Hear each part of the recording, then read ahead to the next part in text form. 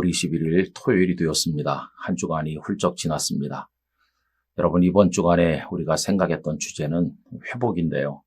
오늘은 그 마지막 시간으로 사랑과 소명의 회복에 관해서 생각을 해보려고 합니다. 오늘 우리가 생각하게 될 주인공은 베드로가 되겠습니다. 요한복음 21장 17절, 18절을 읽겠습니다.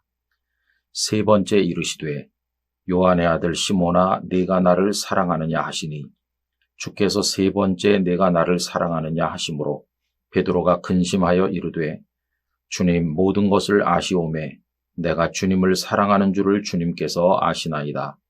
예수께서 이르시되 내 양을 먹이라.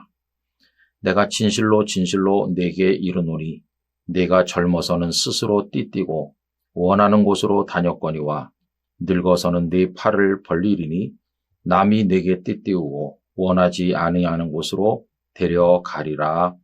아멘. 회복이라는 주제를 이야기할 때 가장 잘 어울리는 성경의 인물 중 하나는 베드로라고 생각합니다. 베드로는 예수님의 12제자 중에서도 제일 먼저 언급되던, 우리가 흔히 그를 수제자라고 부르지 않습니까? 신앙 고백도 훌륭했지요. 열정도 있었지요. 그리고 누구보다도 예수님께 대한 사랑의 의지가 분명했던 인물이라고 생각이 됩니다. 그런데 사람이 얼마나 연약한지 그랬던 베드로도 한순간에 유리병처럼 깨지고 말았습니다. 예수님께서 그 사내들인 공회에서 가야바의 법정에서 재판을 받으실 때 그는 저 바깥 뜰에 있다가 예수님을 3번이나 부인하지 않았습니까? 그리고 그 이후 예수님께서 십자가에 달리시고 또 장례 지내실 때 그가 중심에 있어야 될 사람인데 그는 문을 걸어 잠그고 골방 안에 들어가 있었던 것을 복음서가 알려줍니다. 여러분, 있어야 될 자리에 있지도 못하고 해야 될 일을 하지도 못했죠. 그는 완전히 자존감도 무너지고 예수님의 제자로서의 사명감도 망가졌습니다. 이런 베드로가 이제 회복되는 이야기가 오늘 본문이죠. 부활하신 예수님께서 고기나 잡으러 가야지라고 하면서 다른 6명의 제자들과 함께 디베랴 바다로 왔던 그 베드로를 찾아오신 것이죠. 그리고 네가 나를 사랑하느냐 3번 부르시고 오늘 읽은 17절은 그 3번째 질문인데 내 양을 먹이라 이렇게 하셨죠.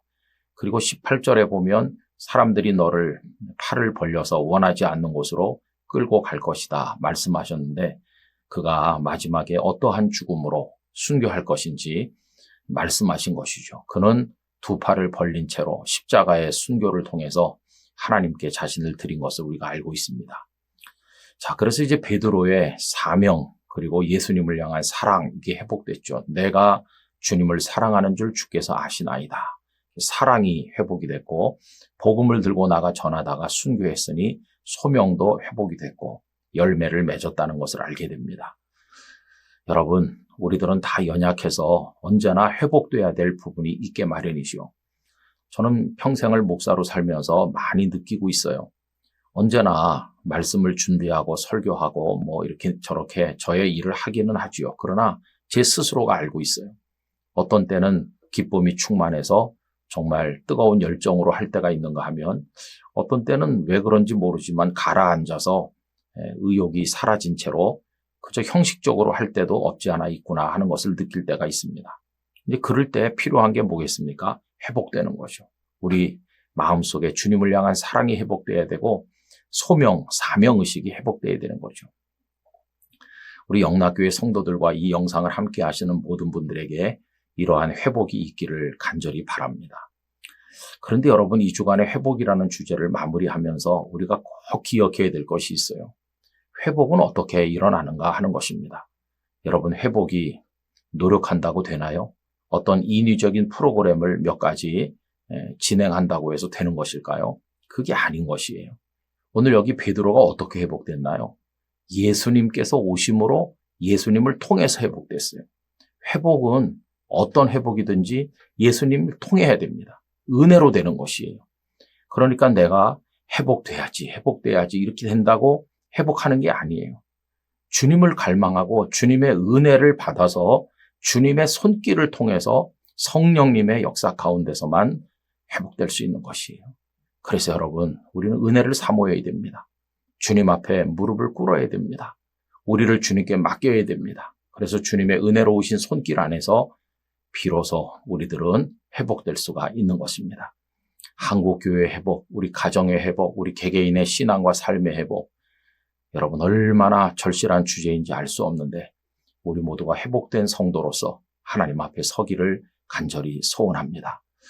여러분, 내일은 거룩한 주일인데 잘 준비해서 우리 하나님께 영광스러운 예배를 올려드리길 바라고 오늘 하루 여러분들에게 주님의 평강이 넘치시기를 기원합니다. 아버지 하나님, 회복되기를 원합니다. 저희들의 사랑과 소명이 회복되기를 원합니다. 그러나 회복은 인위적인 결심과 프로그램을 통해 되는 것이 아니라 주께서 우리를 만져주실 때 주님의 은혜로만 되는 것을 알고 있습니다. 오 주여, 저희를 주님의 손길로 능력으로 성령님의 역사를 통해 회복시켜 주시옵소서. 저희 개개인과 가정과 교회와 이 땅의 모든 아름다운 것들이 회복되도록 하나님 은혜를 베푸시고 차원이 다른 하나님의 나라를 향해 나아가게 만들어 주옵소서. 예수님의 이름으로 간절히 기도드리옵나이다. 아멘.